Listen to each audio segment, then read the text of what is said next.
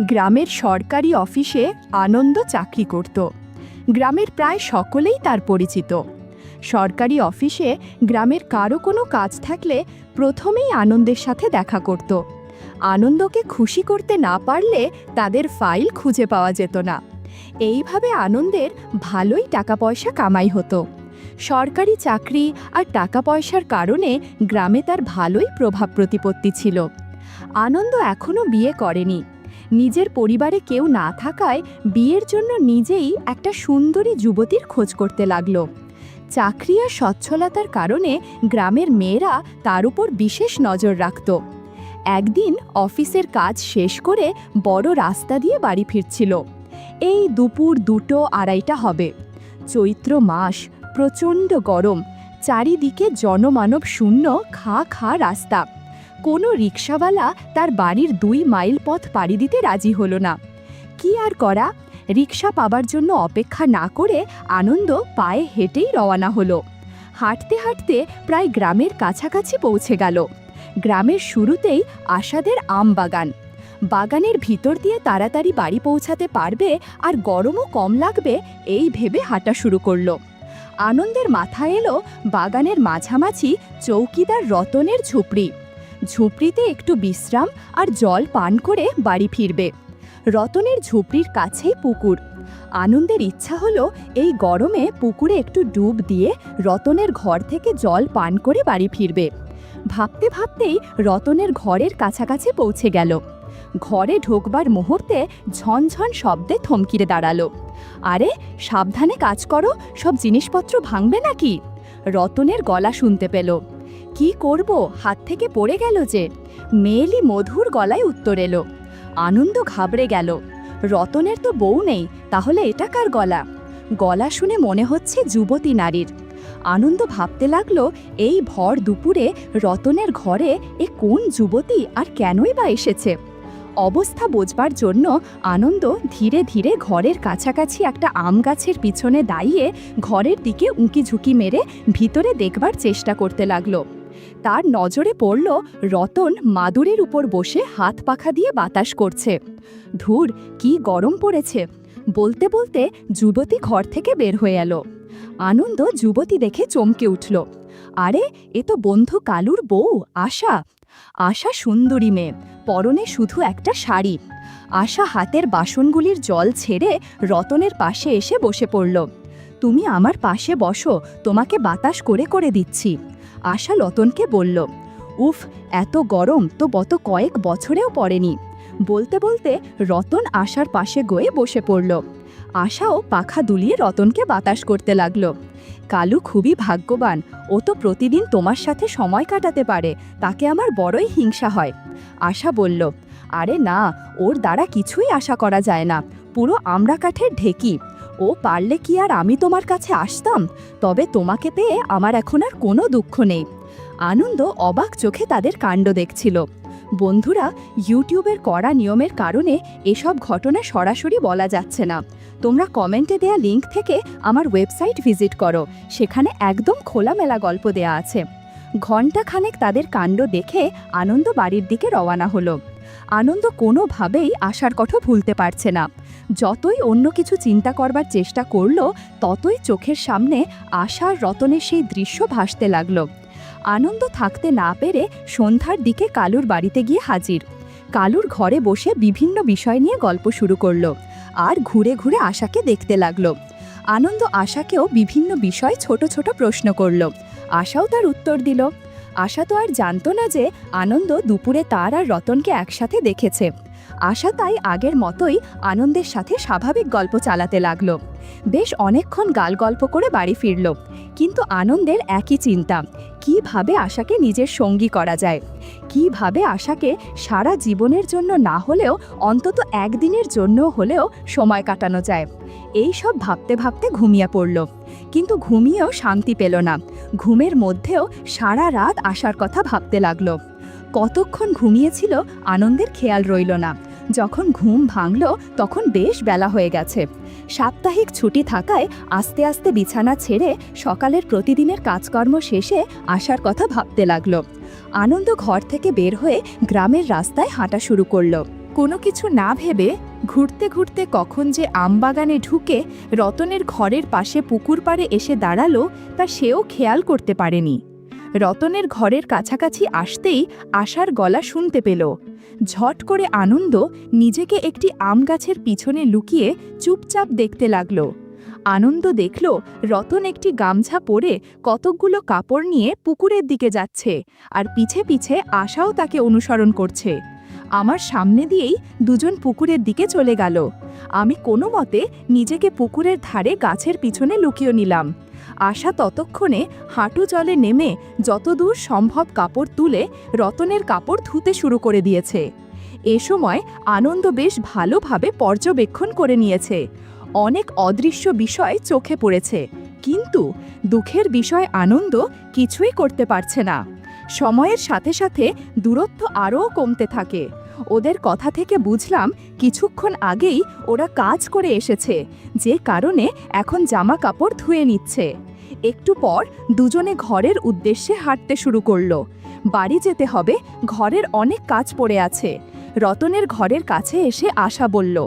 তা শুনে আনন্দ নিজের জায়গা ছেড়ে আশার ঘরের রাস্তায় মাঝামাঝি এসে আসার জন্য অপেক্ষা করতে লাগলো। গাছের পিছনে দাঁড়িয়ে আশার কথা ভাবতে লাগলো। যেভাবেই হোক আশার সাথে কথা বলতে হবেই।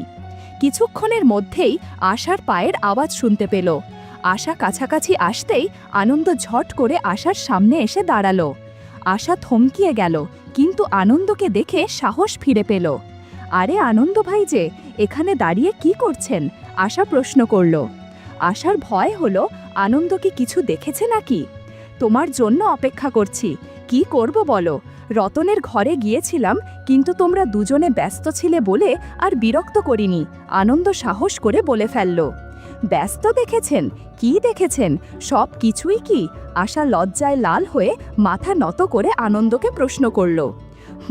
সব কিছুই। তুমি কি জানো, আমি যদি কালুকে সব বলে দিই তো তোমার অবস্থা কি হবে? আনন্দ সুযোগ পেয়ে মাথা ঝাঁকিয়ে বলল। আনন্দ ভাই, দয়া করে কাউকে কিছু বলবেন না। আপনি যা চাইবেন তাই দেব, কিন্তু কাউকে কিছু বলবেন না, দয়া করুন। আশা চুপ থেকে বলল। তুমি আমাকে আর কী বা দিতে পারো? আনন্দ বলল।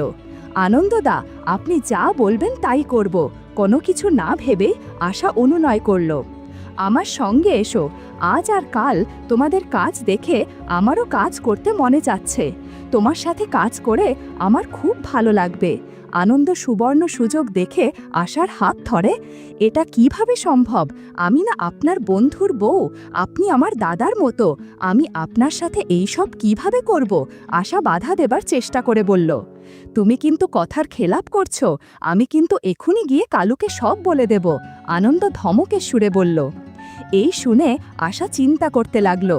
আনন্দের কাছে থাকলে আনন্দ কালুকে জানাবে না, কিন্তু রতনের সঙ্গে সময় কাটানোর ওইসব কথা জানতে পারলে কালু ঘাড় ধরে তাকে ঘর থেকে বের করে দেবে। এই ভেবে আনন্দকে বলল, ঠিক আছে, যা করবার তাড়াতাড়ি করুন, কিন্তু এটা শুধু আজকের জন্য, আর কোনো দিন নয়। এই শুনে আনন্দ আশার হাত ধরে বাগানের গভীরে একটু ফাঁকা জায়গায় নিয়ে গেল আর একটা গামছা পেতে নিল। এরপর অনেক অজানা বিষয় হতে শুরু করলো। ইউটিউবের কড়া নিয়মের কারণে এসব ঘটনা সরাসরি বলা যাচ্ছে না। তোমরা কমেন্টে দেয়া লিংক থেকে আমার ওয়েবসাইট ভিজিট করো, সেখানে একদম খোলামেলা গল্প দেয়া আছে। বেশ কিছুক্ষণ পর আনন্দ বলল, তোমার যখনই এর প্রয়োজন হবে আমাকে ডাকবে, আমি তোমার খেদমতে তৈরি থাকব। ওই দিন সন্ধ্যায় আর থাকতে না পেরে আশাকে দেখবার জন্য আনন্দ তার বন্ধু কালুর ঘরে গিয়ে উপস্থিত হলো। উঠানে বসে আনন্দ আর কালু আবল তাবল গল্প করতে লাগলো। আশাও আনন্দকে দেখে খুশি হলো, বসতে বলে নিজের কাজে ব্যস্ত হয়ে পড়ল। কালুর অজান্তে দুজন দুজনকে দেখতে লাগলো আর দুপুরের অভিজ্ঞতা মনে করে মৃদু মৃদু হাসতে লাগলো। সন্ধ্যা আরও গড়িয়ে রাত হলে কালুর কাছ থেকে বিদায় নিয়ে নিজের ঘরের উদ্দেশ্যে রওনা হলো। আনন্দ কালুর বাড়ির মোড় ঘুরতেই দেখল আশা তার জন্য অপেক্ষা করছে। আনন্দ উৎসাহিত হয়ে এগিয়ে গেল।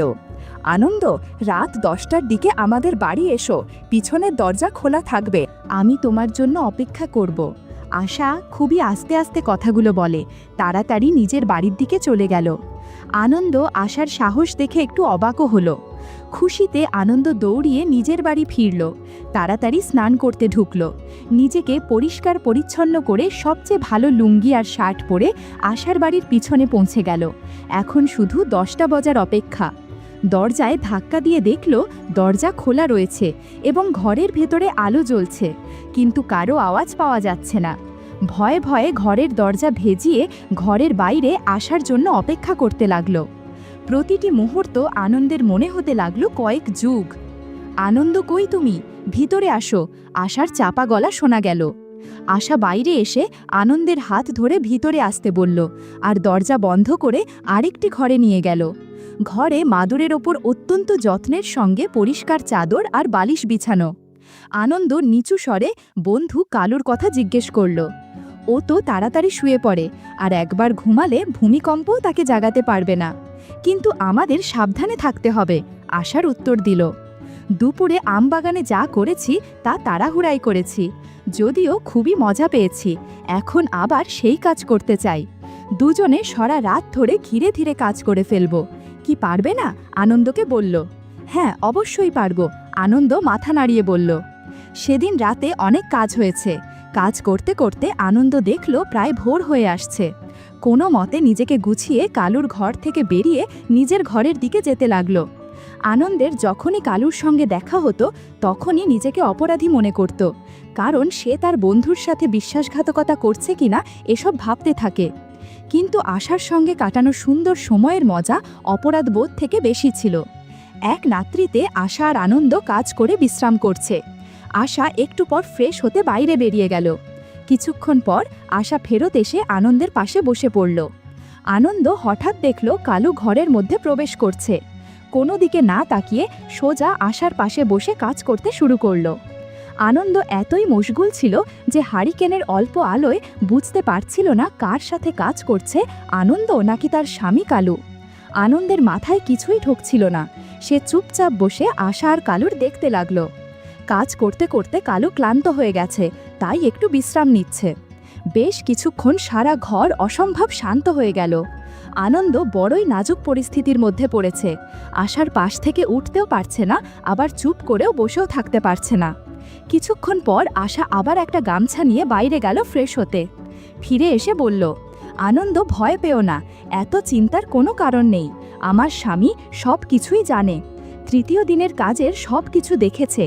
তারপর আমি নিজেই কালুকে সব বলে দিয়েছি। সে তো আমার পছন্দের কথা জানে, কিন্তু তার পক্ষে আমার শখ পূরণ করার ক্ষমতা নেই। তাই সে আমাকে আমার শখ পূরণের অনুমতি দিয়েছে। কালু জানিয়েছে তোমার আর আমার একসাথে কাজ করতে তার কোনো আপত্তি নেই, কিন্তু এ কথা গ্রামের লোক যেন না জানতে পারে। এসব কথা আনন্দ শুনে বড়ই তাজ্জব হয়ে গেল। কি বলবে না বলবে ভেবে উঠতে পারছিল না। কিছুক্ষণ পর কালু আর আশা তাদের কাহিনী শোনাতে লাগলো। প্রথমে আশা বলল, আমার বিয়ে হয়েছে 10 বছর আগে, তখন বয়স ছিল 20। প্রথম আমাদের জীবন ঠিকমতো চলছিল। কালু তখন সকাল দুপুর রাতে আমাকে খুব ভালোবাসতো, আমিও খুশি ছিলাম।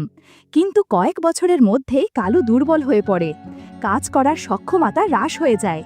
বন্ধুরা, তোমরা বুঝতে পেরেছ আমি কোন কাজের কথা বলছি? যাই হোক, কালু কাজ করতে না পারায় আমার নিজেকেই সব কিছু করতে হতো। এভাবে আর কতদিন একা একা কাজ করা যায়? একদিন যুবক রতনকে আম বাগানে চাকরি দিল।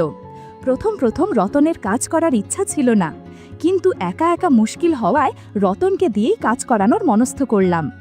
ধীরে ধীরে রতনের সাথে কাজ করতে ভালো লাগতে শুরু করে। এ কারণে আমার কোনো অপরাধ বোধ ছিল না। তাছাড়া আমি আমার মাকেও অন্য লোকের সাথে কাজ করতে দেখেছি।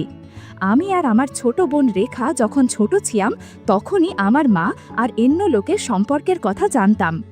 আমাদের বাড়িতে ছোট কাকা থাকতো। আমরা 2 বোন প্রতিদিন দেখতাম দুপুরে বাবা খেতে কাজ করতে বেরিয়ে গেলেই ছোট কাকা মায়ের ঘরে যেত। একটু বড় হয়ে যখন আমাদের বোঝবার বয়স হলো, তখন উৎসুকের কারণে ঘরে উকি দিয়ে দেখতাম ভেতরে কি হয়। কিন্তু যা দেখতাম তা দেখার পর আমি একটু অস্বস্তিতে পড়ে গেলাম। সেদিনের পর থেকে আমার মনের মধ্যে অদ্ভুত পরিবর্তন হতে শুরু করে। আমার আর কালুর বিয়ের বছরখানেক পর কালু যখন আর কাজ করতে পারে না, তখন আমি আমার মায়ের কথা কালুকে বলে দিলাম। কালু নিজেকে অসহায় মনে করতে লাগলো। শেষে কালু আমাকে তার ছোটবেলার গল্প বলল আর জানালো যে অন্য কাউকে কাজ করতে দেখলেই কেবল কালুর কাজ করতে ইচ্ছে করে। কালু বলতে শুরু করলো, আমি 15 বছর বয়সে অনাথ হয়ে যাই। কাকা এসে আমাকে তার বাড়িতে নিয়ে থাকবার ব্যবস্থা করে দিল। কাকার আমার চেয়ে পাশের গ্রামে বাবার জমির প্রতি আকর্ষণ ছিল বেশি। বেশ কয়েক বছর কাকার বিয়ে হয়েছে, কিন্তু তাদের কোনো সন্তান ছিল না। কাকি ছিল নরম স্বভাবের এবং আমাকে বড়ই ভালোবাসত এবং আমার সব কিছু দেখে রাখত। কাকার একটি মাত্র ঘরের এক রুমে আমি শুতাম। গরমকাল কাকা ঘরের বাইরে বারান্দায় ঘুমাতো। একদিন প্রচণ্ড গরমের কারণে ঘুম আসছিল না, তাই চুপচাপ শুয়েছিলাম। হঠাৎ দেখলাম কাকা ঘরের ভেতরে আসছে, উৎসুক নয়নে আমার দিকে তাকাচ্ছে। আমি ঘুমিয়েছি ভেবে কাকির কাছে গিয়ে কাকিকে জাগিয়ে দিল। ঘরের মধ্যে খুব অল্প আলোতে হারিকেন জ্বলছিল, কিন্তু এই আলোতে সব কিছু পরিষ্কার দেখতে পাচ্ছিলাম।